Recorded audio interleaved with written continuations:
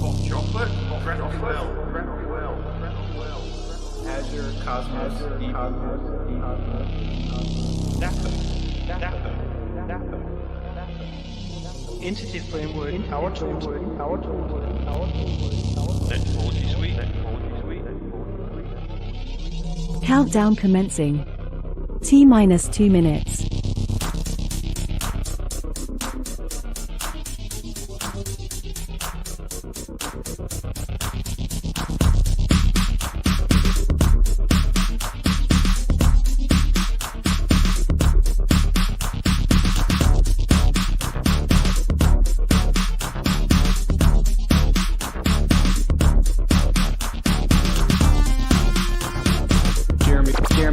Jeremy Lickness.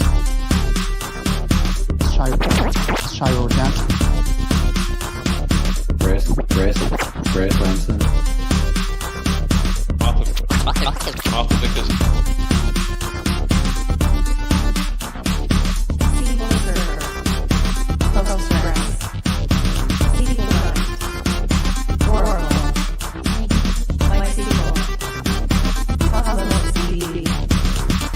.NET data. T-1 minute.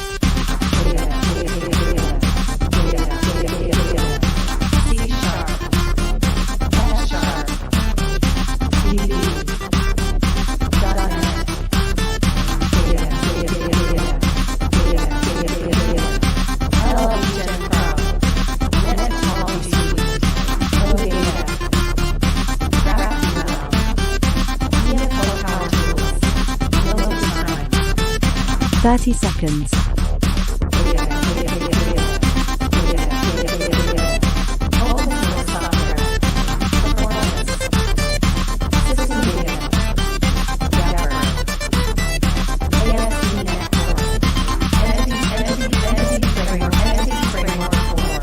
Ten, 9, 8, 7, 6, 5, 4, 3, 2, 1. Liftoff. We are go for .NET Data Community Stand-Up. Here we are, another .NET Data Community Stand-Up.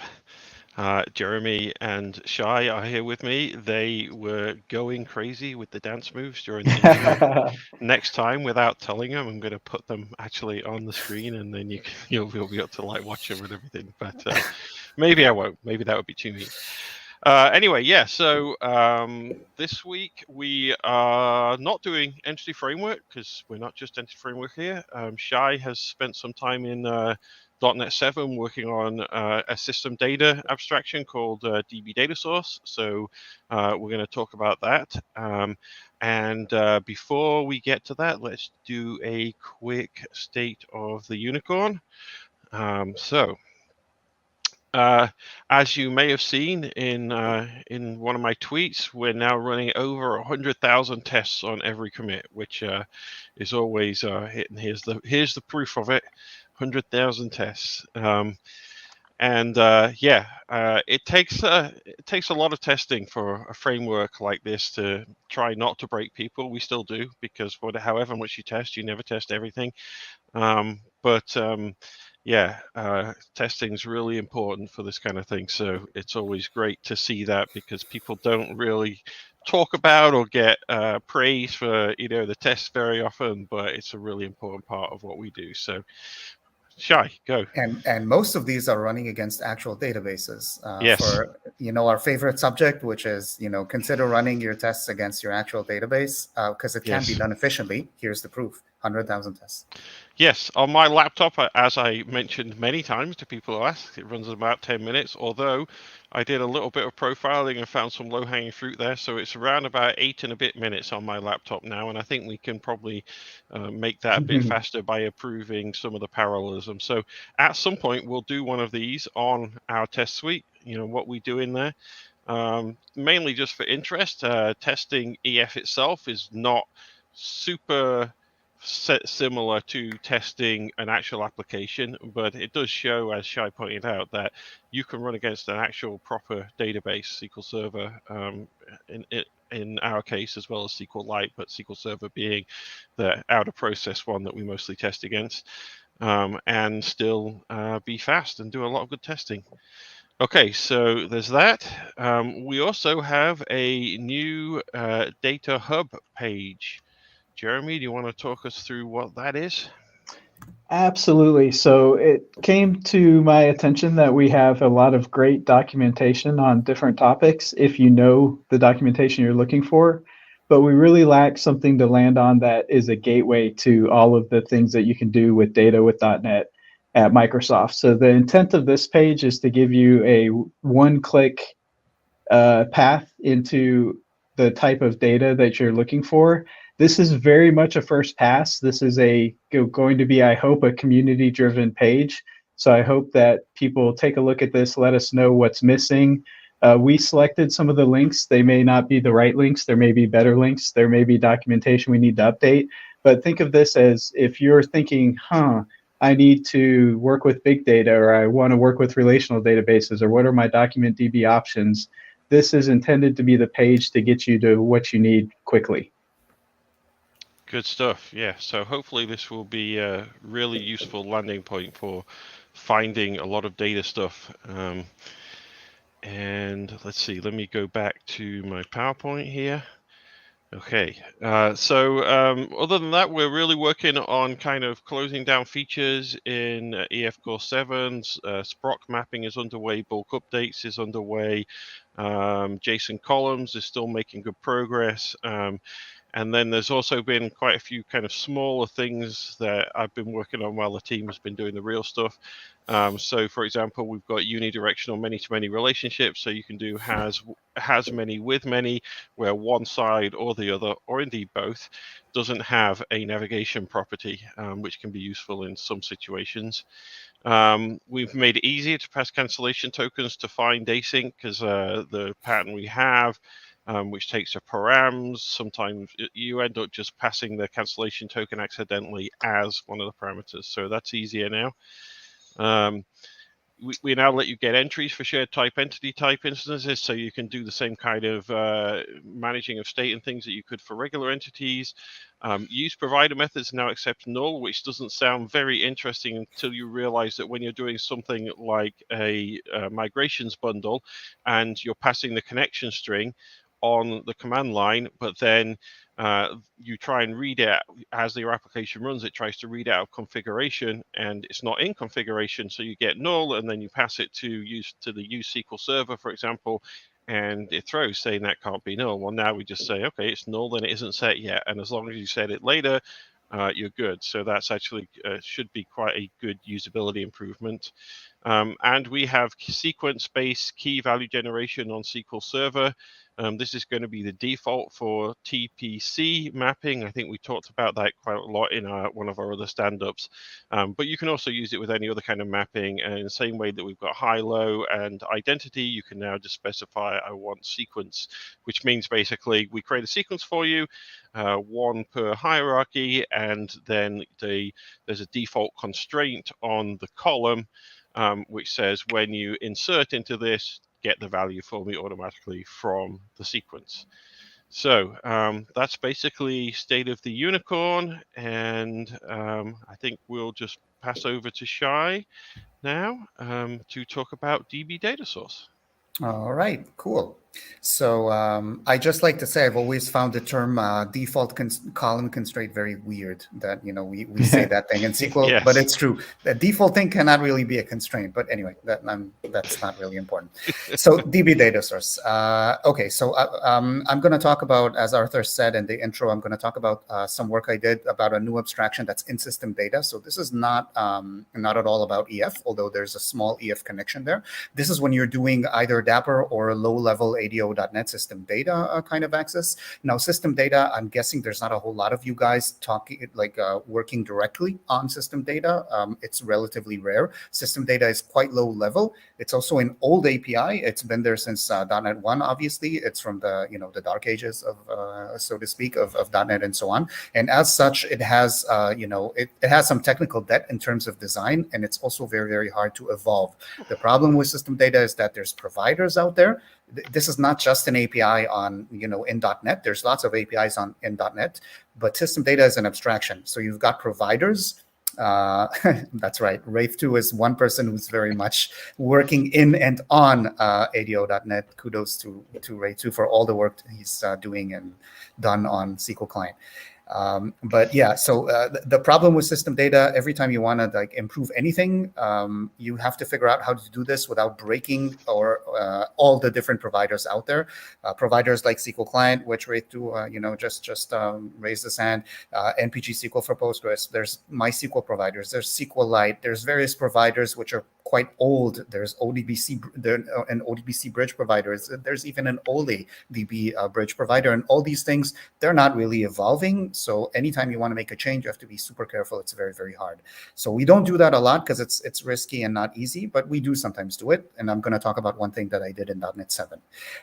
All these examples are going to be on Npg Sql. So I maintain, I'm the lead dev of Npg Sql, which is the Postgres ADO.NET driver. But what I'm going to show is in principle general to any ADO.NET provider. Of course, Npg Sql is trailblazing a little bit because it's my provider and it's a place where I can also, experiment with all that stuff. Enough intro. I'm going to now jump directly into code. Most of this is going to be about code.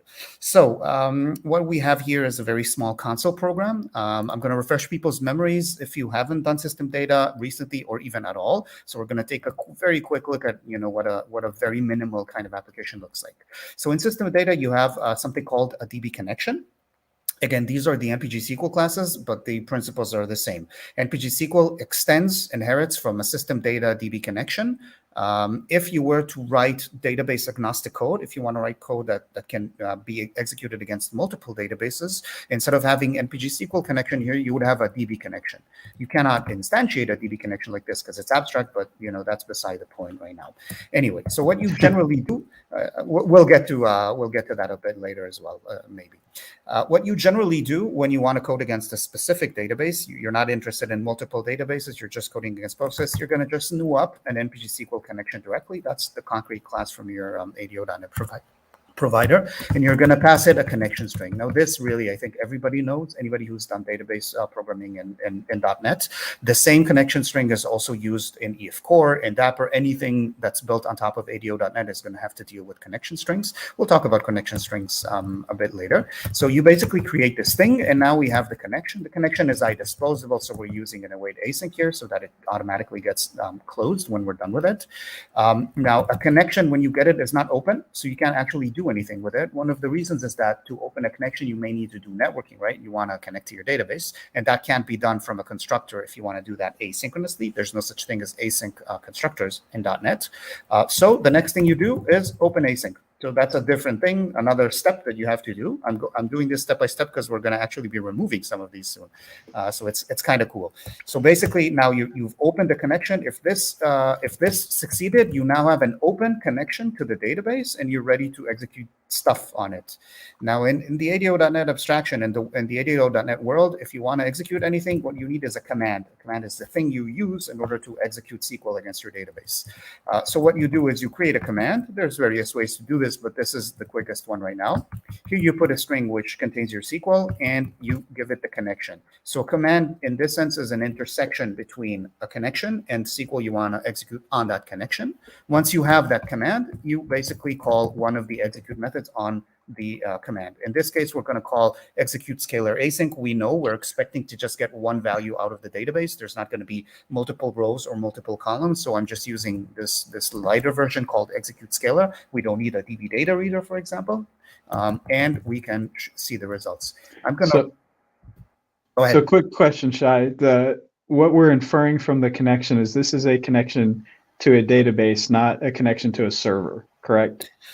Yes, that's very true, and it's important. What you're saying is important also in the sense that if you look at the connection string here, there's actually a thing missing. I did like the very short version, but yes, you need to typically you're going to be saying which database you want to connect to. So this is a connection to a specific database on a specific host somewhere. Okay. Okay. So it's a connection to a database on a server.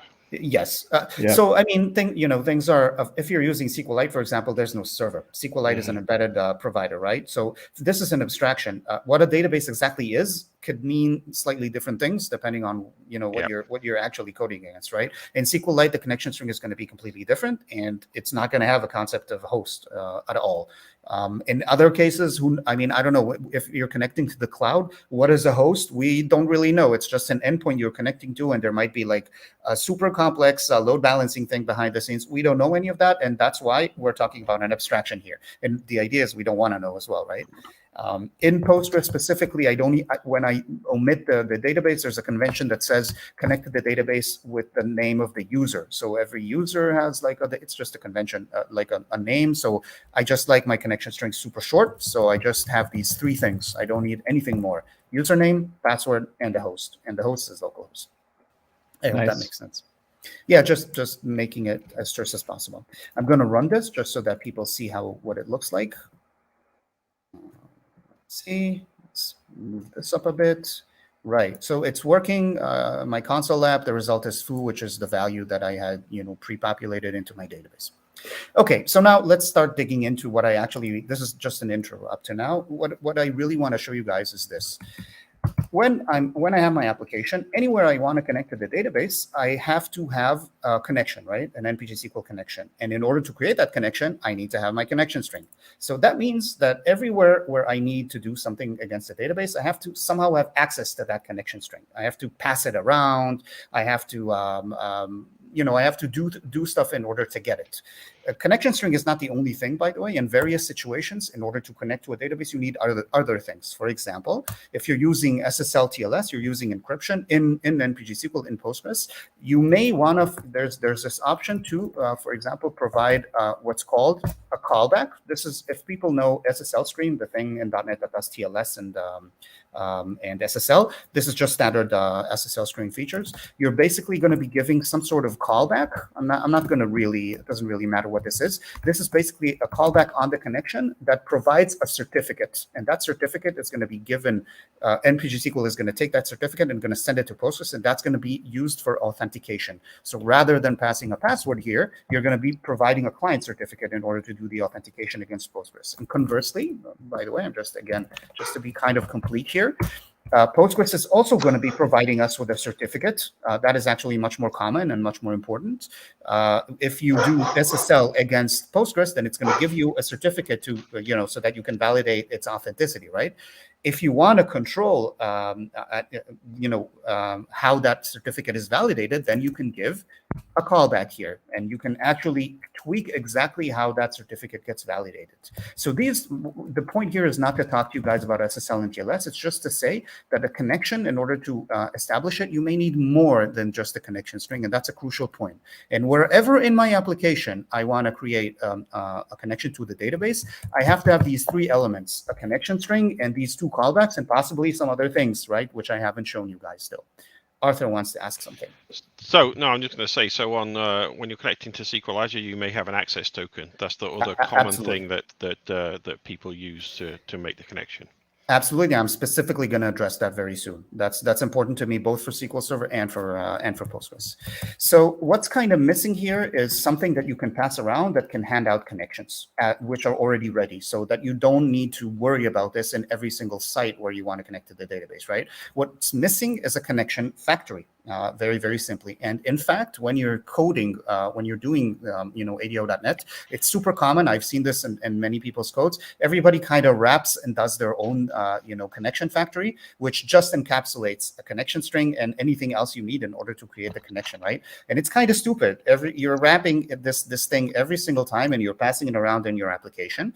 This is something that should be taken care of for you in the framework. You shouldn't have to do this yourself. So without further ado, let's see how this works. I'm going to do the very minimal thing which you can now do in Preview 7 in .NET 7 Preview 6 and with Npg Sql. You have a new thing now called a data source. Okay, that's the new thing, and I'm going to instantiate it in an Npg Sql specific way. I'm basically going to call Npg Sql data source create this. What this line does is it basically creates this new thing called a data source, which will hand out connections. It is basically our connection factory. It's super simple. It's all very, very simple. And when we want the actual connection from this thing, I'm going to do something that's kind of similar to what we had before. I'm going to go to the data source. And the data source exposes a method called open connection async. Notice that here, when we're doing the open connection async, we don't specify, of course, the connection string. This has already been done at the data source level. So this line you do exactly once at startup. Now you've got a data source, you've configured it, and you have a data source that's ready to hand out connections. And from that point where you pass this object around, that's the one and only object you need in order to create your connections. And at this point, you can replicate this code as much as you want around your program. I hope that much is kind of clear. There's it's not rocket science. Of course, you're already maybe understanding. I'll get to you, Arthur, in 1 second.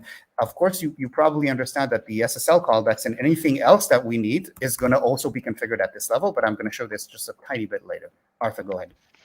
Okay, so channeling Franz here, since he's probably not watching. But how does this differ from DB provider factories that have been there since the beginning? Great, good and question. Kind of were supposed to be a similar kind of abstraction. So DB provider factory, I guess very few people are aware of this. No, if you're just coding against a specific database, there's no reason you should be aware of it. DB provider factory is an abstraction in System.Data, but it's not exactly an abstraction over a database or a data source. It's more of an abstraction over a driver. What DB provider factory does is it allows you to create a connection. But it does not, it only gives you the instance. So what it replaces is basically this code here. Instead of doing new Npg Sql connection, what you can do, I'll just write this code. You can do this thing, and you create a connection. This is an example of using a DB provider factory. Now, this doesn't have a whole lot of value, but the interesting thing is that you can now register, this thing in DI, the DB provider factory, and now you have something registered in DI which you can use to create instances of Npg Sql connection without referring to Npg Sql connection directly. That's the point of DB provider factory. However, that is not something that can give you actual connections that you can use, because they're still missing the connection string and all the rest of that goodness, right? So it gives you blank ADO.NET objects. What it doesn't give you is a live connection which you can actually use in order to connect and execute stuff. So it's it's close. It's a very good question and very relevant, and I'm sure a lot of people are going to have this confusion. And in fact, when we did the design discussions around this, one of the recurring questions was, should we just fold this functionality into DB provider factory? But it was decided that DB provider factory can already create connections, but they're blank. They don't have the connection string, and putting that additional stuff in is going to just be confusing. And these things are really, really very different things. So we have two different things. We've got the provider factory and the data source. DB provider factories are also fairly tightly coupled to legacy configuration, so app config, web config, and so I think that would be confusing as well, because none of that exists in modern .NET. I mean, you can bring it in, but it still doesn't work in the same way with machine configs and all that kind of stuff. That's true. Yeah. So yeah, there's no concept of a machine-wide configuration of databases and connection strings. We're in .NET Core now, so things are very, very different.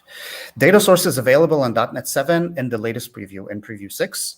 However, so I'll talk about, if you're using Npg Sql, you can use it right away. You can also use it without Npg Sql, even with SQL Client. I'll say a few words about that at the end. So the way we did this is to integrate it, by the way, into DB provider factory, the one that we were just discussing. There's a way for you to get to use this even without specific provider support, but I want to get to that later. I don't want to go too much into this. Now, up to now, what we've shown is not that exciting. I do want to talk a little bit about how this interacts with DI, with dependency injection, because that's important. So if we're in ASP.NET core application, we're obviously using dependency injection. It's a very, very important part of that world. So what I have here is a super minimal. This is actually a default when you do .NET New Web App. This is the application that you get. Let me minimize everything here. So this is a new minimal APIs. People who haven't seen minimal APIs, I strongly suggest looking at it. This whole thing is, a web application basically, and it's very, very cool. It's very minimal. And what we're going to see is how this data source thing integrates and makes life much nicer. So let's say I'm now before the world of data source. I'm in the old world. and I want to, use Npg Sql connections in my web application. So the typical thing that you are going to do, it's not so bad, is you're going to register a connection as a transient service, or maybe as a scoped one, doesn't really matter, in DI. So in this thing, I'm going to drop this code here. It's not that complicated. Basically, before we build our application, what we do is we go to the services and we add a transient service, which, when requested, will do the same new Npg Sql connection. So the exact same thing we just saw in the console application, we do here as a transient service. This is just the API for getting the connection string from the JSON, the app settings JSON. It's not really very important. One note: the fact that this is transient means that whenever a connection is requested, a new one is going to be injected, and that's a good thing, but I'm not going to go too much into the lifecycle thing. We also had a lot of discussions around this. Database Npg Sql connections, DB connections, are very, very lightweight things. Assuming pooling is on, you basically want to hand off these new instances. You don't want to share instances of that thing, because if anybody tries to use them concurrently in the same instance, then of course everything bombs, because DB connection isn't thread safe. So it's safer and more useful for it to be transient rather than scoped or anything else. So now we've set things up in DI, and to actually use this thing, and this is another part that I love about minimal API, minimal ASP.NET. What you have here, this is all you need in order to set up a service, or an endpoint, sorry, is the right word. So when I go to the root of where the application is deployed, this code is going to run. So it's just a simple Lambda. I really like this minimal API that they've done in ASP.NET. The nice thing about it is this Lambda gets this parameter. So this is where DI actually works. I've specified that this Lambda, this endpoint, requires a connection in order to do its thing. It's a database. It's going to do database stuff. So that's going to get injected. That's going to be injected with this add transient right here. This is how things work together with DI here. I'm going to get my Npg Sql connection, and then inside, I'm going to just use it as before. I'm opening it. I'm creating a command, and I'm executing that command against it. It's worth mentioning that since in this case, I don't have to dispose the connection, it's going to be disposed for me when the scope provider is disposed, which is when the request terminates. Doesn't really matter that much. I'm going to run this, although you guys are not going to actually see the web browser here because it's in another window, but there's nothing interesting happening there. It's more about seeing things running here in the console. Okay, so the web app is running, it's starting. I'm seeing the thing on my the web browser. It doesn't really matter. It worked. Everything is fine. You'll have to trust me on this. It just worked, and we will see some more exciting things later. Now, it was just a show anyway. It doesn't really matter. Now, the first step that we're going to do is, instead of doing this add transient every single time, since we now have the whole data source thing, what we're going to do is we're going to use a special. I'm going to just drop this thing directly. I'm going to use. Oops, there we go. I'm going to basically drop this thing, which, let's say, does almost the same thing. So this thing adds an Npg Sql data source into DI. It registers it, which does two things. It registers a data source as a singleton, and it also registers the connection as a transient service, exactly as we did just before. So this basically replaces this thing, and it's going to work in exactly the same way. It's going to allow us to be injected with a connection. Okay. Now, it's worth mentioning this add Npg Sql data source comes from an additional package which I've added called Npg Sql Dependency Injection, which kind of bridges the gap between the ADO.NET driver and DI. ADO.NET doesn't have any interaction with DI. It doesn't depend on it, and ADO.NET drivers don't take a reference on the dependency injection libraries. So this is kind of like a glue package in between, but it's just very, very thin sugar. This thing doesn't do very much if you actually look at its sources. Yeah, go ahead, Arthur. So this add pattern is, I'm sure people who have used ASP.NET are very familiar with it, right? Because this follows the same thing that add DB context has, add razor pages you have up there. So this is a general way that you integrate things with DI. And so this is kind of very nicely following that same expected pattern for, I want to add these services to my DI container. Exactly. And one of my explicit goals here was to bring ADO.NET to the modern world where you're using DI and you want it to play like other things that can work with DI, right? So that's an important thing. Good question. Is data source thread safe? It is, of course, because you're going to be using it at this. You're going to be requesting connections from it all the time. It's a connection factory, so it is definitely thread safe. It's a bit like a connection pool. We'll talk about this soon. It is actually a connection pool behind the scenes, what you're seeing here. So definitely you can use it safely from multiple threads, and it's going to take care of all that for you. Okay, so that's cool, but it's not that, trading this for this is not that important. Where it gets more interesting is where sometimes this Lambda is going to need to have more than a single connection. If you need two connections, then you're kind of stuck, because you can't use DI to give you two connections like this, right? You can't register two things in DI which have the same type. So this is exactly where this idea of a connection factory kind of shines, right? In addition to setting up the Npg Sql connection as a transient service, it also sets up the Npg Sql data source as a singleton service. So what I'm going to do now is I'm going to change the code like this. I'm going to get injected with a data source instead. Inside, I'm going to use the data source like we saw before, right? So I can get connections out of it. You get connection 1, await, data source, open, connection async. So this is the exact same code that we saw before, except we can duplicate it twice. And here we can just, we're just gonna use it, right? I hope this is clear to everybody. So this kind of code would be very difficult to write, or would be difficult to write without the DbDataSource abstraction, right?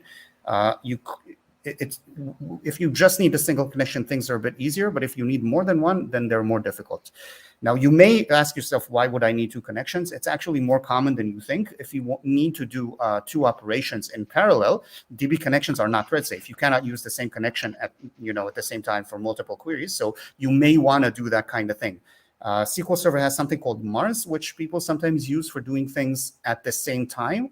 But Mars is not about concurrency. You cannot really use it exactly at the same time, and it has various performance characteristics.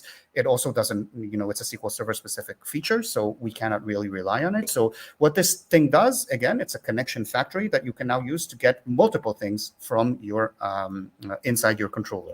Now, of course, because you're using data source and you're opening it yourself, you are also responsible for disposing that connection. That's a big difference from the way the code looked before.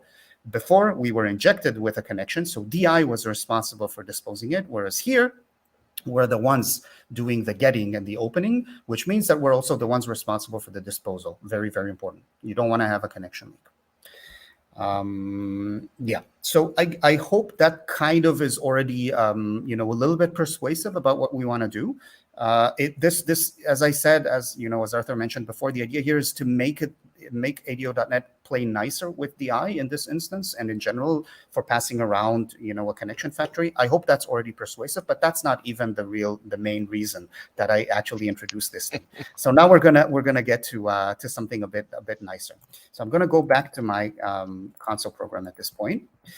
And now I'm gonna talk a little bit about this thing with the connection string. So everybody knows about connection strings. They're great. The thing with connection strings is you can change them without recompiling your application, right? If you want to do any sort of change, the connection string is outside in configuration. You just change the configuration. You don't need to recompile. So that's an awesome thing. They're also good for very simple things. So you can pass a string, you can pass an int, you can pass a bool, like true or false, enable, disable kind of thing, maybe an enum. But they get very, very limited once you want to do something a bit more, serious. For example, for that, we just saw those TLS callbacks, right? How to validate the Postgres certificate, how to provide a certificate to Postgres, all that kind of stuff you cannot represent via the connection string. They are only good for very, very simple scalar string int bool type data, right? Another good example that I was very frustrated with at some point is logging. ADO.NET, once again, doesn't play well with, in general, did not play well with DI. And it also didn't have any sort of integration with logging. So there's Microsoft Extensions Logging, which is a very standard nowadays logging framework for .NET, which is used by ASP.NET by default. And if you look at ADO.NET providers, Npg Sql, SQL Client, they don't play with that. They have maybe their own kind of mechanisms. They don't integrate with that thing. That's another disconnect inside the .NET ecosystem, which I personally hate. Things should play together. Things should integrate well. The problem with this is that if you want to provide, if you want to use Microsoft Extensions logging, the way that works is you have something called an iLogger factory, and the iLogger factory is the thing where the user configures everything, right? They say, I want a console provider, and the minimal log level is going to be debug or something else, and maybe also send my messages with a filter through this and through that. So that's all of the setup that the user does, and then the logger factory is given to whoever is going to log, and that thing is going to get loggers from it and use them in order to log. For example, EF Core works exactly this way. If you want to use logging with EF Core, one of the options that you have, you set up a logger factory before, and then when you configure EF Core, you give it that logger factory, and it's going to use that internally for all of the logging. So that integrates well. But how do you do this with something like Npg Sql? So the answer is you couldn't really do it. There's no place to inject a logger factory into an ADO.NET provider, right? All you can do, let's go back to the old way of doing things. I'm going to comment out the data source here. And I'm going to go back to the old way of doing things here. Oops. This somehow got here. So where do you want me to put the logger factory here, right? There's a real problem here. So somebody might come and say, well, put it right next to the connection string. We can't put it inside the connection string. That's just a string. But we could theoretically pass a logger factory here, right? So maybe in theory, we could do this and pass around the logger factory. The problem is, if you know how things actually work internally, Npg Sql, the thing getting the logger factory, needs to also create the loggers from the logger factory. It is a factory after all, right? That's why it's called a logger factory. If every time I pass a connection, if every time I create a connection, I need to give it a logger factory, that means that it internally will have to get loggers out of it and recreate them every single time. From a performance point of view, that is unacceptable. We cannot have a connection creating loggers all the time repetitively. What we want is for the loggers to be created exactly once at the beginning of the program and then reused across all the connections. So I'm just going to show you how this thing was done like before. I'm going to give you like an example how this is done.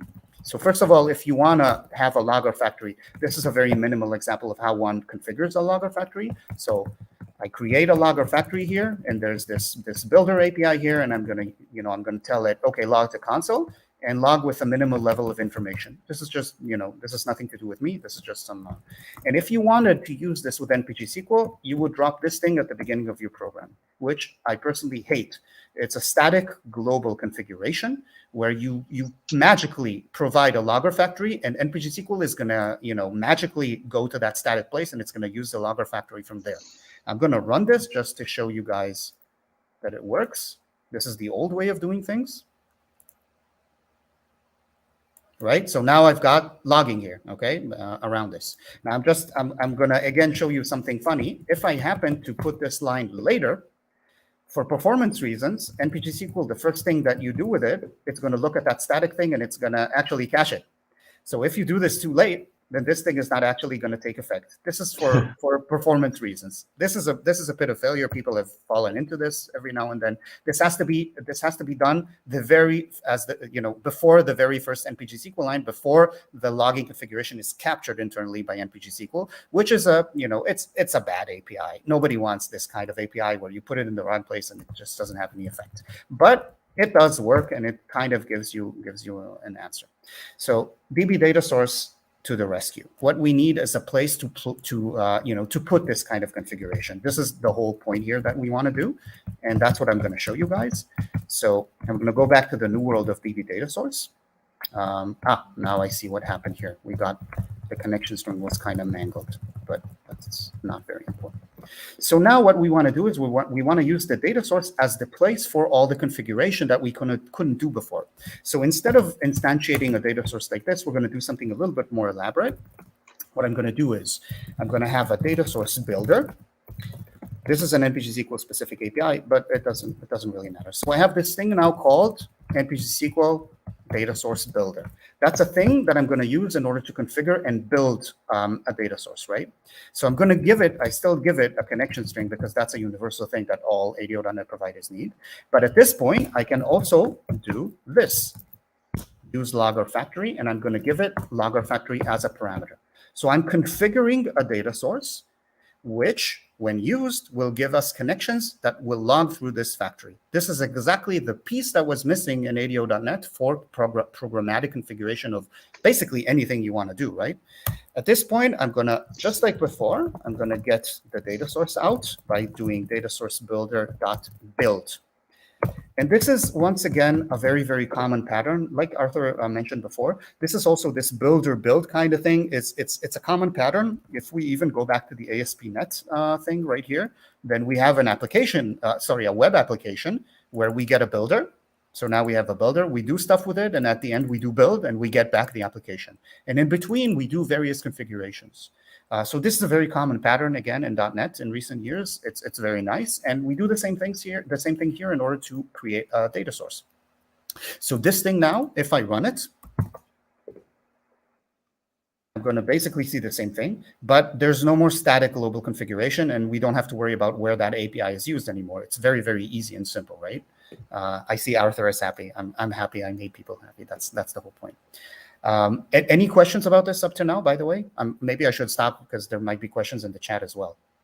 We have quite a few questions. I think they're not specific to this. I think we'll come back to most of them at the end for more general questions about DbDataSource. Sure. Okay, I can also do a general pause at some point, and we can field those questions, so we're sure to get to them. But what I want to see is this using logging in ASP.NET. You do. ASP.NET sets up its logging by default, right? How fortunate for me. That was exactly what I wanted to show at this point. I thought it might be. You thought, right? You thought it might be. So exactly. So the nice thing about this, if I look at this and I run this now, so once again, you're not going to see the browser window. Oops. Right, because I did this thing here with the multiple, so I'm going to roll that back. I'm just going to go back to the single connection model that we had at first, and I'm going to run this.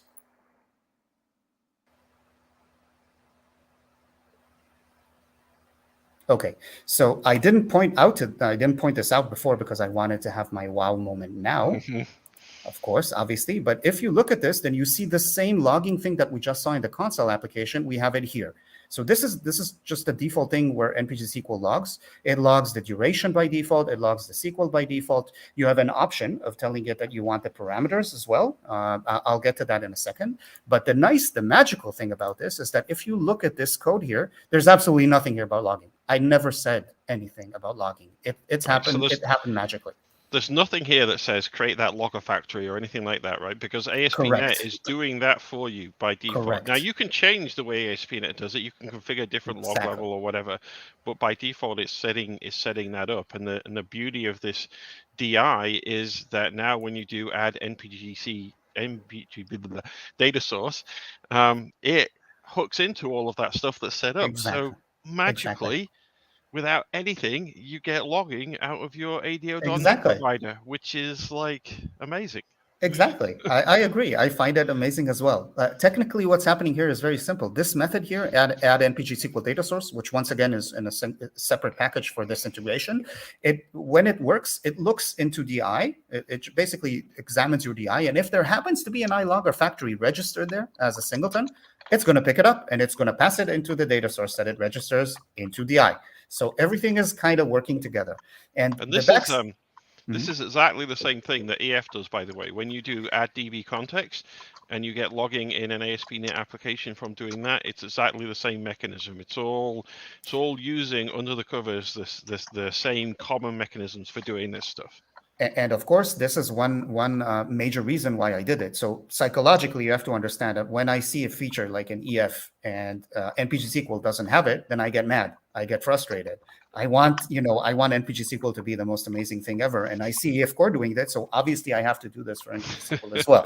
That's basically what motivates me in life. So this is basically how this worked, right? EF Core has been doing this from day one because EF Core has been integrated with DI from day one, which of course ADO.NET has not been, and Npg Sql has not been. But now that we have this integration in for Npg Sql, then this can be done. And the point here is So this will not, so this for now, what you're seeing here, this kind of very transparent, smooth integration is unfortunately not going to be there out of the box if you're doing SQL Client, because there isn't that specific integration. And SQL Client doesn't at this point, doesn't work with iLogger Factory. It has no knowledge of Microsoft extensions logging. It doesn't have that thing. But now there's this option. So somebody could go into SQL Client, make it log via Microsoft extensions logging, and then it would be possible for, the same logger, Asp Net Logger Factory to be injected. Right, that's what I was going to say. So even though we're showing this with Postgres here, this is the point of this is that DbDataSource is a common abstraction that's in System.Data, and the iLogger Factory is a common abstraction that's in Microsoft Extensions logging, and all of these things now, it's really just wiring. It's like plug this into that and that into that, and you get it in your MySQL provider, you get it in your SQL Client provider, your SQLite. Are we doing this for SQLite? Like, is that on Bryce's list here? I don't think so. We should do it for SQLite. Yeah. Yeah. So once again, the very basic DbDataSource, which you can register in DI and then use as a connection, that you can use already. Yeah. The question is if you want to have these extra features like logging, and that's more work as well. We have to. Yeah. We at least need an issue on the agree for that. Absolutely. Absolutely. That's very true. Should we let's go for a few questions now before we do any more. So let's see. I've got quite a few starred here. This one I just want to say that maybe this person missed the beginning, but we did talk about how this is with DB provider factories, how there's how they're different. Shay? Right. So DbDataSource and DB Provider Factory is not the same thing. DB Provider Factory just gives you blank instances of a connection or of a command, whereas DbDataSource gives you ready-to-use connections which already have a connection string and so on. However, one thing which I didn't say before, which is important, what we've done also is retrofit DB Provider Factory so that it can give you a DbDataSource. So you can now create a DbDataSource, the DbDataSource for your provider, from your provider's DB Provider Factory. So it could get a bit confusing, but DB Provider Factory is a factory for objects for your ADO.NET provider, and DbDataSource is one of them, just like a connection. Yeah. However, if you go down that route, obviously you're not using any provider-specific APIs like the use logging, which you've just seen, right? So the utility of using DbDataSource in that scenario is a little bit diminished. You're still using it as a connection factory, and that's great, but you can't use it, for example, to configure logging, because logging configuration is Npg Sql specific. Yeah.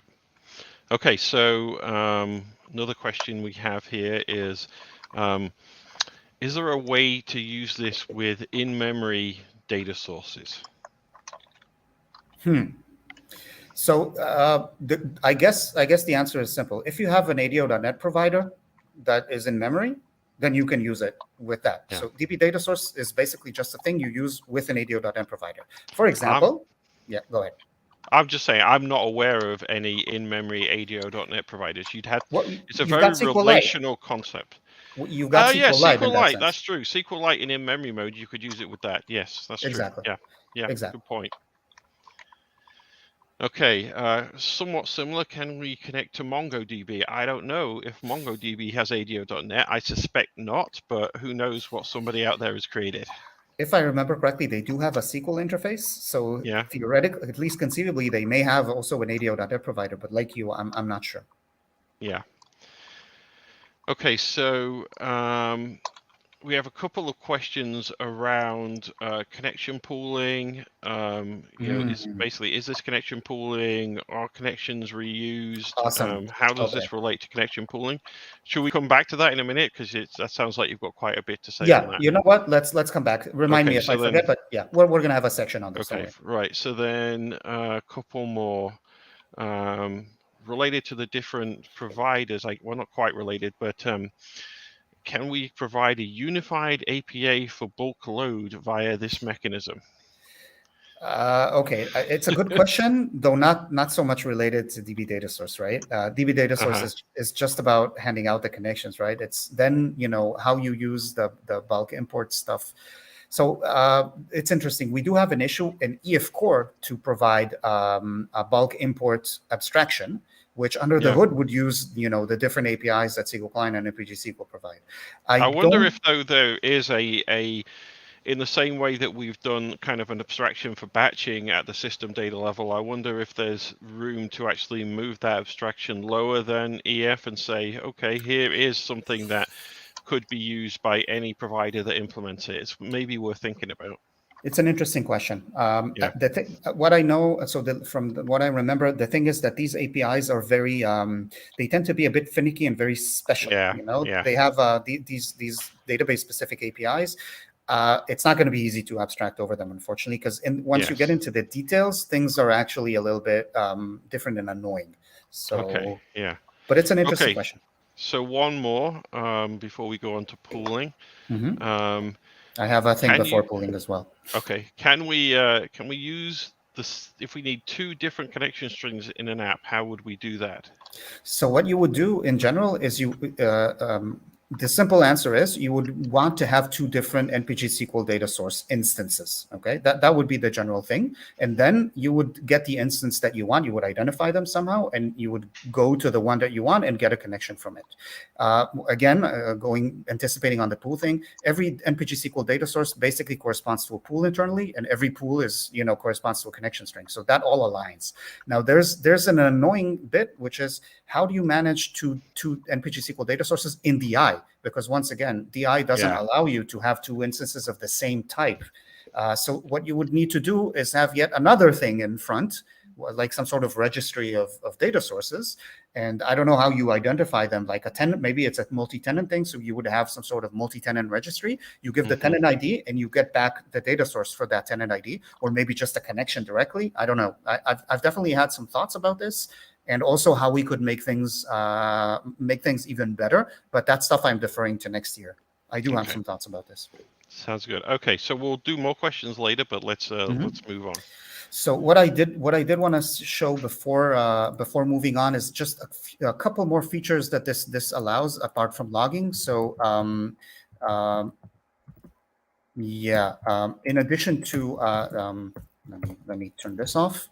I don't remember where the API is now anymore. Oh yeah, of course. So because we talked about logging, just to be complete, you can now do enable parameter logging equals true.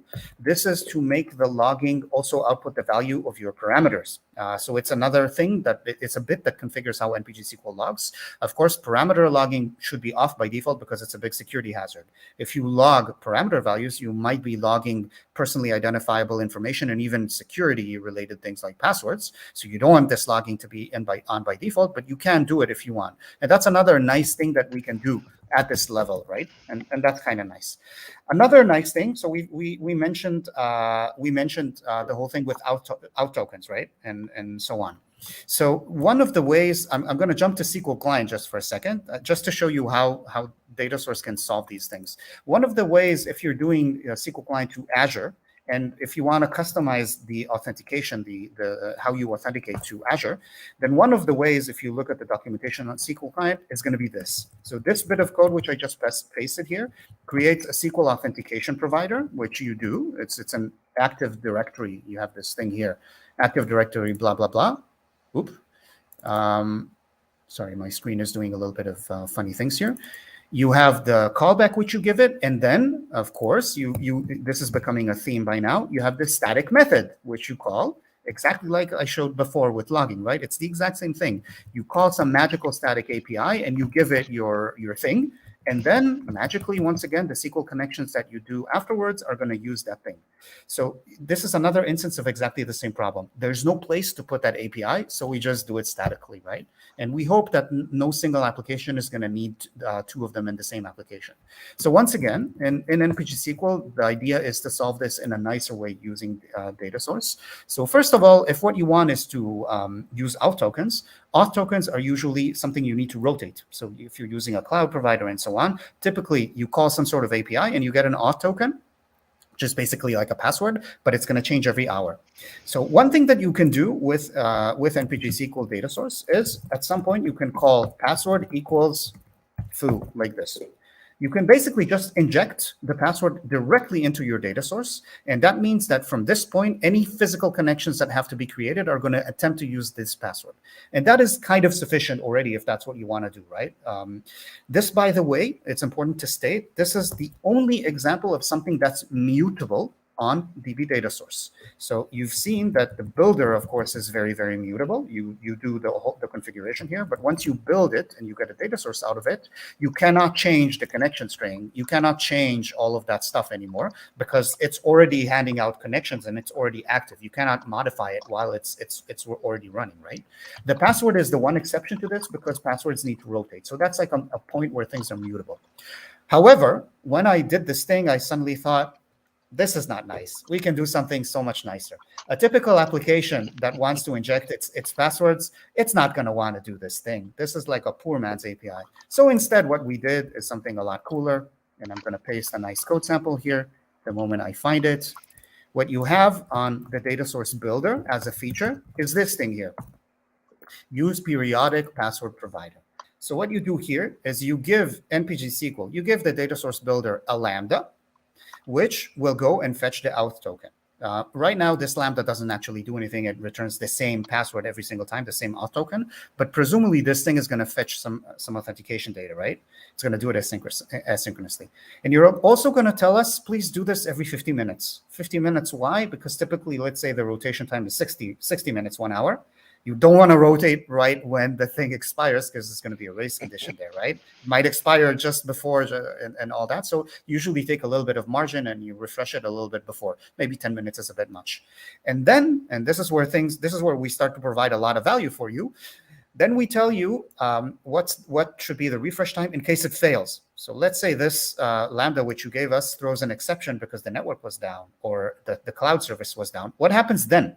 If we wait another 50 minutes, then by that time, by that retry, of course, it will have already expired and your web service is down and your connections cannot work anymore, right? So what we say is at the moment you get an exception, start looping every 10 seconds instead, okay? So what this means is after 50 minutes, you will still have 10 minutes of margin to use your previous authentication token. And during that time, things will work. And every 10 seconds, it will still behind the scenes attempt to get a new one. And if everything works well, and within 5 minutes after the failure, the connectivity is back, nobody even notices this. Everything works fine. If for 10 minutes, the connectivity is down, then your auth token will expire. And at that point, you will start getting exceptions. But that's life. We cannot do anything more.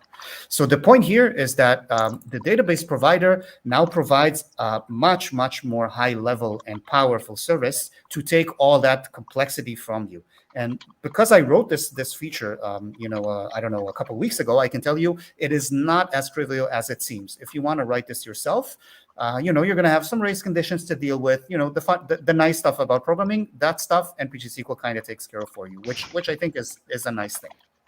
So does this have a worker thread behind the scenes or a timer event? No, or there's a timer.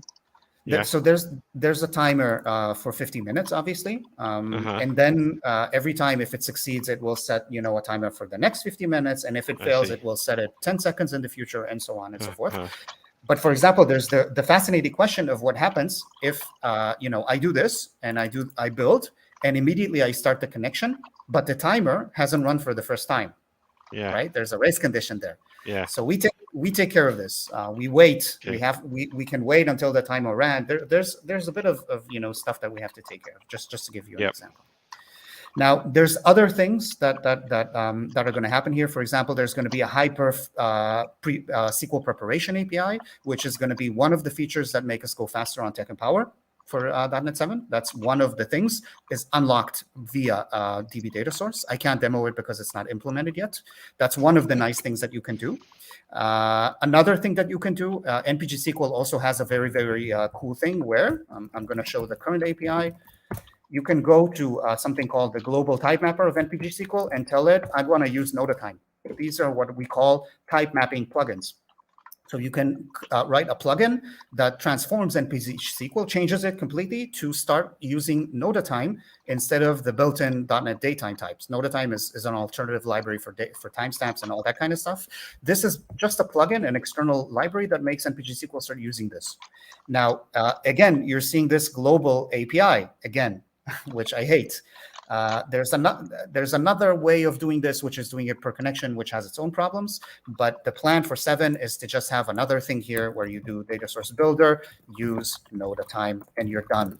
And it just works on all the connections handed out by that particular.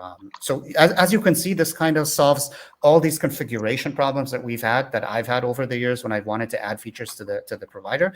And I think it's awesome. I mean, it's very simple. It's just a missing link somewhere in ADO.NET that I think is now being filled in. So I think you can also see that Npg Sql is the overachiever in their ADO.NET provider landscape. It can do its own type mappings with Notatime. It's got logging factories built in. It's got password providers that automatically, run. So yeah, good stuff from Shay in this here. It's really awesome.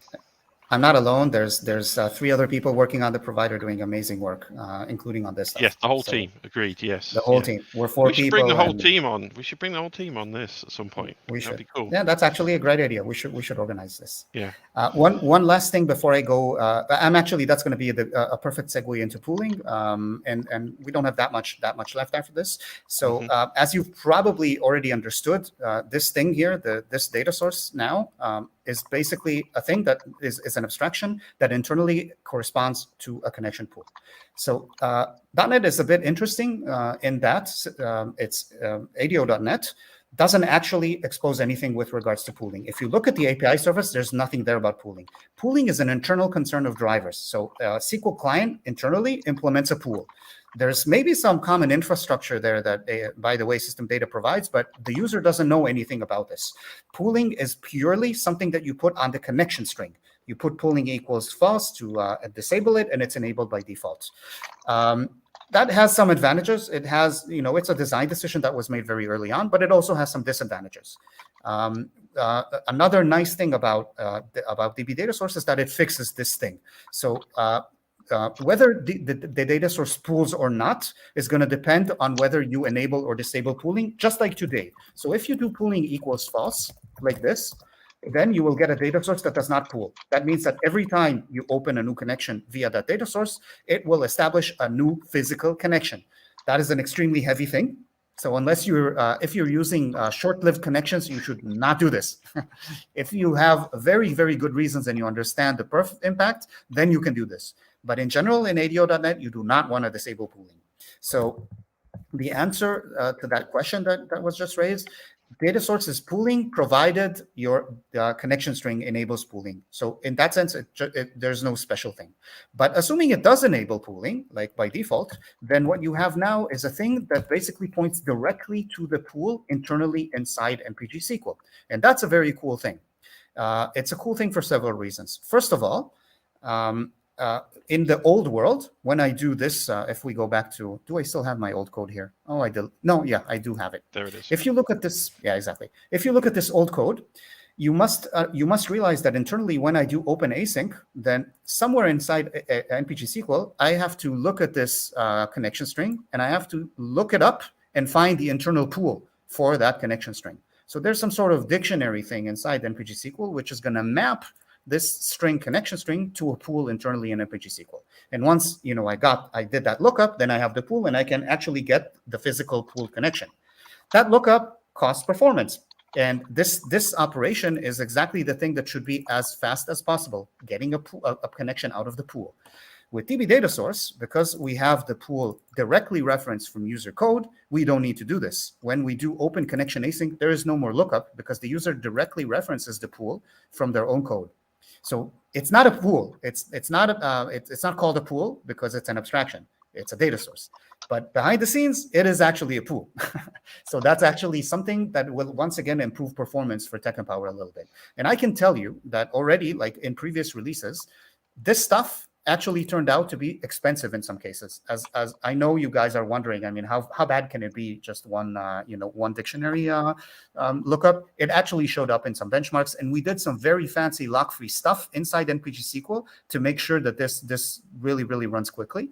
I was very happy. The first thing I did after implementing DbDataSource is kill all that. I deleted all that lock, all the fancy stuff just went away. So this thing will actually in Npg Sql 7 run slightly slower. It will no longer be the hyperf path because now you have this alternative hyperf code, which is even faster. So that's kind of a nice thing.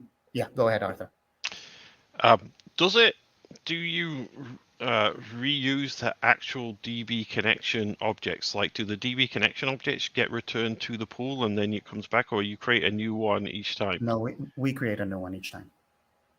Could you reuse them? We could. Npg Sql already does this, for example, for readers. And if you're using, so it reuses the same reader on the connection, and it even does this with commands that I did for when I worked on the query optimizations for 6. I also did that stuff on the ADO.NET layer. It's possible. It's something I need to think about. I mean, presumably the physical connection goes back into the pool when it's disposed. Is that right, or is it closed? Or closed. Okay. Exactly. So it's on. Okay. So you only. Okay. So that's interesting. So you only get a physical connection when you actually call open on it, or correct. Although with DbDataSource, the typical way to do this is you go to the data source and you already call open, so you get back an open connection. Yeah. Okay. But you could call create connection and then open it later if you wanted to, and that's just standard ADO.NET practice. Yeah. Okay. So that's one thing. Another thing is another question is what happens when you want to clear a pool? That's something I've always hated in ADO.NET. Sometimes you want to clear a pool. It just happens sometimes. So if you want to clear a pool in ADO.NET, the way to do this up to now is I'm sure you're already seeing the theme here. Oops, this is not supposed to be. So there is a static method, right? That's the theme here. You call npg SQL connection.clearPool. This pattern was copied from SQL Client, by the way. This is not an invention of mine. This is like this semi-standard ADO.NET practice. So it's not your fault, is that what you're saying? Not my fault. That's exactly what I'm saying. This is not my fault. I'm not even going to apologize for this API. I hate it. But in addition, you can't even provide it with a connection string. You have to give it a connection. So you build a connection with a connection string here, just so that you can pass it to clearpool, so that it can clear your pool. Inexplicable. I don't understand why, but whatever. It doesn't really matter. So this is once again a very static API, which is the kind of thing I hate. In the new world with DbDataSource, the nice thing is that the moment you dispose data source, it's disposable, it is going to clear the pool. Right? So everything is very, very nicely represented because the data source is the pool. Disposing it also means clearing the pool.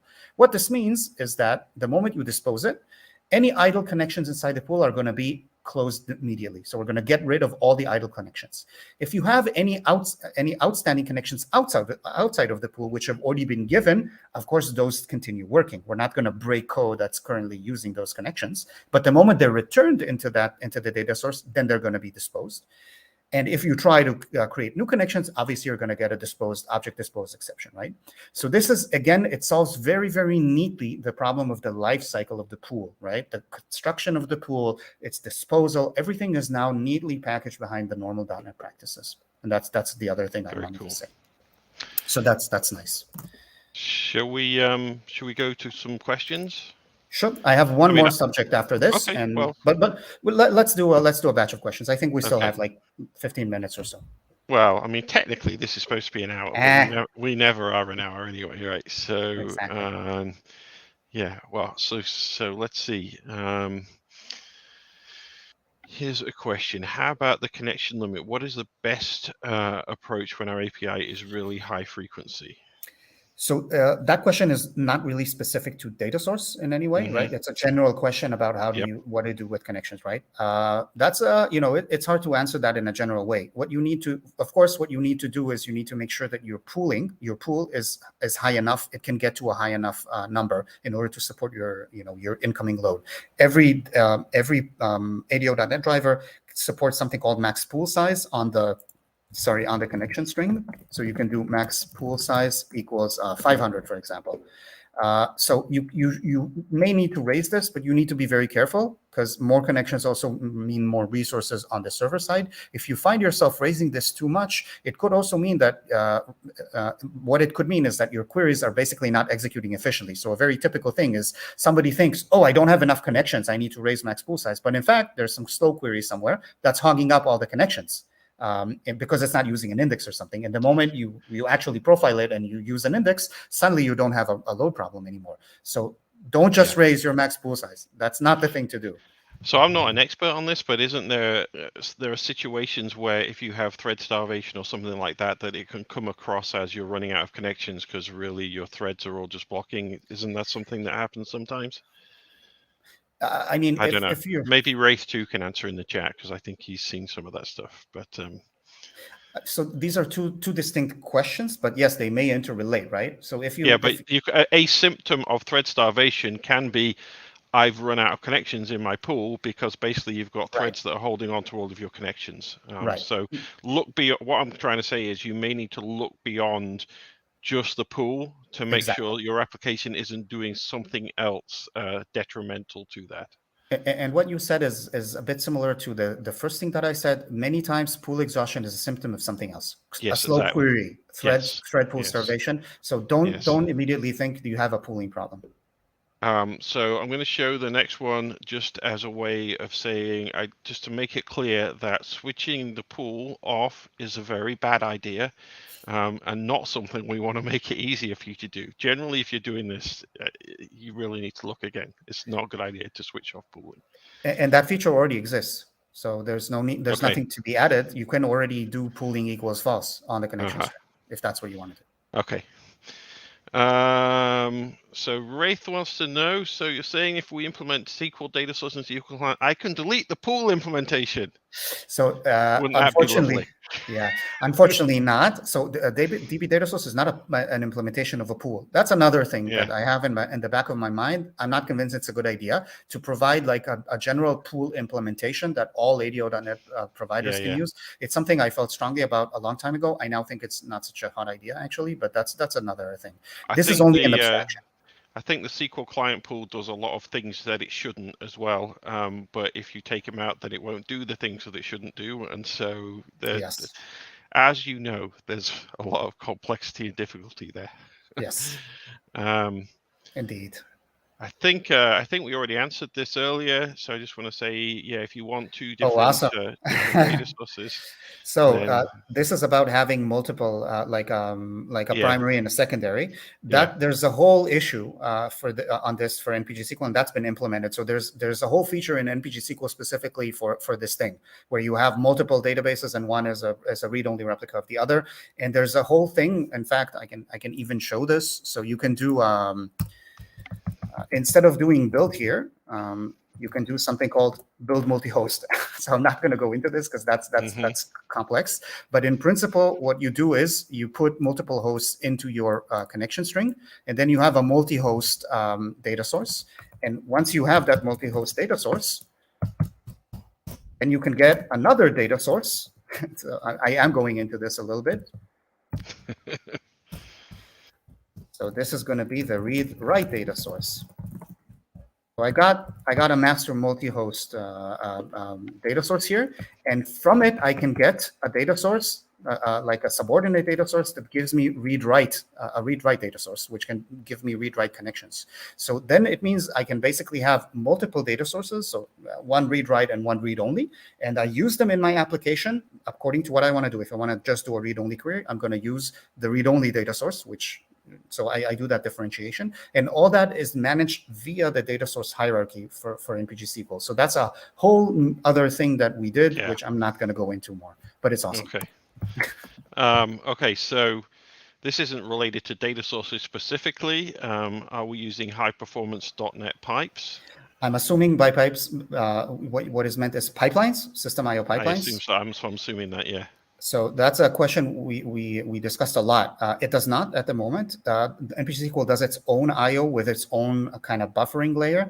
The main story here is that Npg Sql itself is already not very new, right? We wrote it a long time ago when we did Pipelines was nowhere in sight, and we've debated a lot, like many times, whether we should convert to using pipelines. It's not trivial. One of the issues with pipelines, by the way, is that there's no synchronous API. It's a new modern thing, so there's no sync IO support for it at all. But what do? Should we drop sync IO in Npg Sql and break everybody and tell everybody you can't do sync IO? I'm not sure I can do this, right? There's still some backwards compat that we have to do. I think it's also worth pointing out, though, that what you do in Npg Sql is this very complex, low-level thing that is very high performance. It's not just you're not just doing a stream reader and all that kind of stuff. So it's not like if we went to pipelines, there would be immediate massive perf gains. It's already pretty close to the medal on that. So good point. So we've optimized our own thing a lot. It's true that if I could drop our implementation and use pipelines, the code would probably look much better and be more maintainable and also a bit safer, so less room for bugs. But it is what it is, and we've got backwards compat and all that stuff. So I'm guessing Woodstar probably will be async only, right? Well, it is, and what Smith is doing is over pipelines. So our experiment is based on pipelines, in fact. Right. Okay, so one more here. When is it better to use DbDataSource? I think I'm going to try and answer this. It's always better. I don't see any downside. Like the only reason you'd use the old way is because your particular ADO.NET provider hasn't implemented this yet, or you're integrating with something else that isn't using it. But other than that, I don't think there's this is better in some scenarios, but you should use the old way for other things. Like just use it. It's good. It's great. Yeah. I agree. I think you summed it up very well. So the issue basically is integration. Okay. If, for example, I'll give you guys an example. EF Core also needs to integrate with DbDataSource, right? At some point. This is something that I plan to do, at least to some extent, for Postgres. It means that instead of giving EF Core a connection string or a connection, you should be able to give it a data source. And if you use EF Core in DI, and there happens to be a data source registered as a singleton, then it should pick that up transparently. You shouldn't even need to do anything, which would be very, very nice, I think. But we're not going to do that for EF Core 7 because it would require us to take a dependency on .NET 7, and currently EF Core 7 will still work on .NET 6, which is the LTS version, and we know there's a lot of people who would rather stay on the LTS version of the platform, even if they're willing to update their libraries to non-LTS. So we had to kind of make a trade-off there, say, do we really want to do this for 7? And I think it makes more sense to kind of just put it into 8 when we're going to be in LTS again. Absolutely. Though it's worth mentioning, this is going to be possible in Npg Sql only specifically. Yeah. So as a provider specific feature, and as long as so it gets interesting when providers actually implement all these features on data source, like I just showed, like the the logging and the periodic password provider. That is when it's awesome and useful.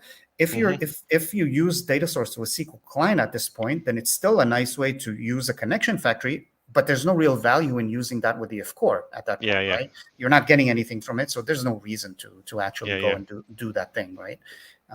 But yeah, so basically, as Arthur said, DbDataSource, if you can, I would recommend using it in general, unless you are using some API or something which doesn't allow you to. Yeah. Okay, so you had one more thing. One more thing, which is actually very cool. So people, if you guys have kind of phased out because we've been talking about all this low-level perf or whatever, it's worth listening again, because what I'm going to show now is very, very nice. I hope. So what we saw, I'm going to skip back here to my Asp Net application. So what we saw here is this thing with a data source where we get a connection and we open that connection. I'm going to switch this back to data source because I'm going to show a cool thing.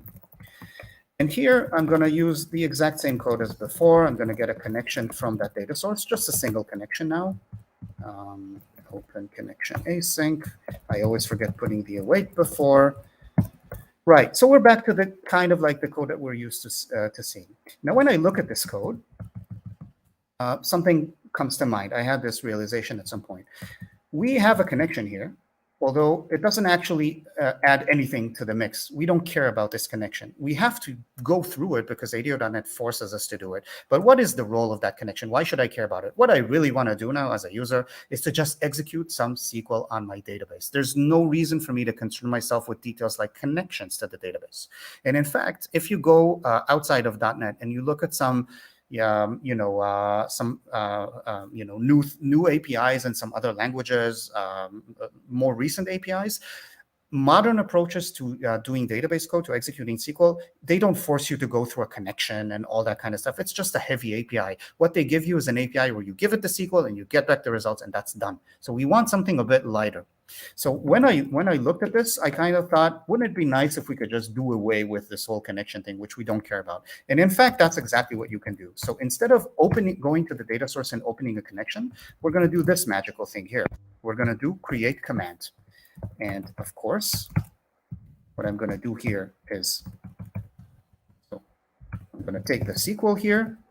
I'm going to remove this command, and I'm going to put the SQL right here. And we don't need the await anymore. So look at this code now. Instead of going through that intermediate step, which we don't care about and which we don't like, doesn't contribute anything to our lives, instead of going through that step and creating a connection, we now obtain a command directly from the data source, and we already passed the SQL inside. Now, this command, it might need parameters, so we still are going to need parameters. And this is where, in general, the ADO.NET APIs are not nice. They're not pleasant. I'm not going to lie and say that ADO.NET is awesome. It is not. But at least for this minimal example, this looks pretty tight. This actually looks like something I might even want to do, like with ADO.NET. Finally, it doesn't happen very often. Because ADO.NET, it really is dated and it's not an optimal API. So these I call sometimes connectionless commands or data source commands. They're special, these commands, right? You don't see any connection on them. The connection is basically something that's internally managed by the command. Now, behind the scenes, what's going to happen is this command is actually going to have a connection, obviously, because you still need a connection to communicate with your database, right? So what is going to happen is every time I do execute scalar, or any execute on that command, it's going to obtain a connection. It's going to open it internally. It's going to execute on that connection, and then it's going to close that connection right afterwards. Okay. Since we're using pooling, that is a very, very fast operation, and those overheads are next to nothing. It doesn't really matter. And this creates for some very, very nice terse code, which you don't need to worry about. This stuff even works. You can even use this today with providers that don't support DbDataSource. So in the support added to System.Data, the compatibility shim for providers which don't do this, not Npg Sql client, you can still do this thing. So there's going to be a command wrapper internally there, which is going to internally fetch a connection, open it, execute, and close. So everything is taken care of for you. Now, I love this because this allows you to focus on what you actually want to do. You want to just execute SQL. You don't have to deal with connections. However, obviously, there's some cases where you do want connections because you need something stateful. When do you need state on your, when doing SQL? Maybe Arthur can guess. Transactions? Good guess. Very good. Transactions are one single place where obviously you need state on your connection. Of course, you cannot have a transaction without having the concept of a connection that lasts across several commands. So the moment you need a transaction, then you have to drop back and get, to the previous API. You get a connection, you start a transaction on it. But that doesn't mean that you always need to do this. You should always do that if you actually need a transaction, right? Now, there's some other stateful features with databases. Maybe you need a temporary table that's bound to your physical connection. Maybe you want to set some, there's variables and various things that you set on your connection state and that need to actually last across several commands. Once that's the case, then you need a connection, and that is the right scenario in which to use one, but that is not the normal case. The normal case is just sending some SQL to the database, and I like this because it makes it extremely terse. What it also does. Go ahead. I was just going to say, so can you go one step further and just do execute scalar async with the SQL in there? Well, that's something I've dreamed of doing since before I joined Microsoft 4 years ago, which is basically making ADO.NET nicer for people. Yes. And making it making it a viable option. Arthur, I think you're the one who's a bit skeptical about whether that's actually important, right? But all of this stuff is really convincing me. Like, this is really good. So I'm happy you're convinced, but I also agree. I also have to admit that making the rest of it of the API surface nice is a challenge. It's not Yeah, easy. yeah. I Like mean, I think, like you said, that this is a very simple example where you don't have parameters and things like that, and yes, at some point you lose the value of a single API where you're passing so much to it, and there's so many different overloads that it's just like, okay, split it into two things because it's just easier to manage, right? maybe that's a thing. I don't know what I think about that. So if I sat down and I if we decided this is important, I would sit down and think about this really hard. And then maybe we'd come up with a way of making Yeah, ADO.NET nicer without breaking everybody. Because the thing yeah. is, over the years, people have said many times, just dump it. Create a new database API for .NET that's going to be awesome and amazing and use all the new stuff. But then once you do this, then everybody has to write new drivers. So much legacy out there. Yeah. So much, exactly. And because this is, again, an abstraction for databases, this is not an API. It's an abstraction. It's not just an API, it's an abstraction, which makes this extremely problematic to do. Yeah. Now, the one more comment, maybe before we field last questions, I just want to say this out loud, though this is going to be a bit complicated. Another reason why I did this create command thing is for a feature in Npg Sql called multiplexing. Multiplexing basically means that the user gives us SQL. I'm the driver right now. So the user, a lot of threads are basically giving us SQL to execute. And we should no longer think about it as, we get a connection and we execute on that connection and that's it. Instead, multiplexing basically takes all those commands that get handed to us around the same time, and it multiplexes them and packs them inside a single physical connection and sends them in one go to the server. So this is a very high perf kind of feature, which we enabled about 2 years ago already in Tech Empower, which gave us a huge performance improvement. So this is a very important feature for very high perf scenarios, but it's tricky. It's a very interesting feature that's a little bit tricky, so I've not talked about it so much, and I'm not sure I want everybody to start using it quite yet. It still requires a little bit of making it into a nice product. This is part of it. This what you're now seeing. So create command is now an abstract a way in ADO.NET for a user to tell a driver just execute the SQL without caring about the connection, and that is exactly what multiplexing is about. It's about allowing the driver to decide for itself which connection and how to execute that SQL, as long as the SQL gets executed correctly, right? So this is also a building block for an alternative approach for executing SQL on database drivers in .NET. Basically, this is what I'm trying to say. And I'm not going to talk any more about this. This maybe merits a full hour one day in the community stand-up just for this. Awesome. Okay, so there's been a little bit discussion on making the abstractions even smaller, but I think this I think covers one thing that's kind of important to ask. You could write your own extension methods for these things, and sometimes people forget that, but that's actually a really powerful way to do things, where you can constrain it to what you need and write a method that works for your stuff. I have one comment on this. That's a very correct observation. And in fact, you guys are probably aware of Dapper. Dapper is basically a set of extension methods over DB connection or IDB connection. So all it is extension methods over any IDB connection or DB connection, whatever. What I'd like to see at some point, maybe I'll even contribute it at some point, is the same thing happening for DbDataSource. So Dapper itself could allow us to write this, which is, my foo kind of thing, and then blah, blah, blah. That is what Dapper does. That is why Dapper exists in the world.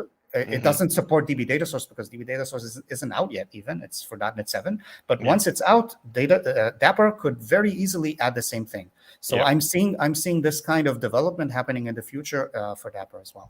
Sounds good. Okay, so just three final things before we go, because we're typically 24 minutes longer than we should have been, which is about what we like to be. There's a question about, can I use bulk insert for 2 million or 5 million? With all of these questions, you've got to try it, see what works. We can't really answer that. So give it a try, see what happens. Absolutely can. Just use the bulk API. Just use, don't just do it right. That's all. And if you have experience that 5 million in a bulk API is a reasonable thing to do? Yes, Yeah. absolutely. Okay. Absolutely. Cool. I mean, as long as we're not talking about, where each row has a 1 megabyte binary field, Well, exactly. That's why I'm saying you got to try it, right? Because 5 million is very, very low from my experience. This is Okay. something, if you're using the bulk import Yeah. API with Npg Sql SQL client, not even. And then we had somebody just commenting that the data source build is Yay. so cool, which I agree with. And as always happens when Alice is not on the stream, we get this. So let me see. There she is. Look, there's Alice. Got this new double stacked hammock that you might have seen on my Twitter this morning, and she's just basically spending all of her time hanging out in the hammock over there. So that's where Alice is right now. She should Okay. be more diligent and appear in our videos I more know, regularly. she's not doing her job, but Yeah. what can you say? She's been a little bit sick, so we'll give her some slack. Okay, so I think that's it, and we will say goodbye for now. As always, keep it sargeable. That's what we like to say, right? And I don't know what we're doing next time because we never figure it out until like the day before, but we will do something and we'll be back in a couple of weeks. And now I have to find the thing that the producer normally does again, which is the we're ending, which is it's over here somewhere. Oh, thanks. Here we go. So bye, everyone. We'll see you next time.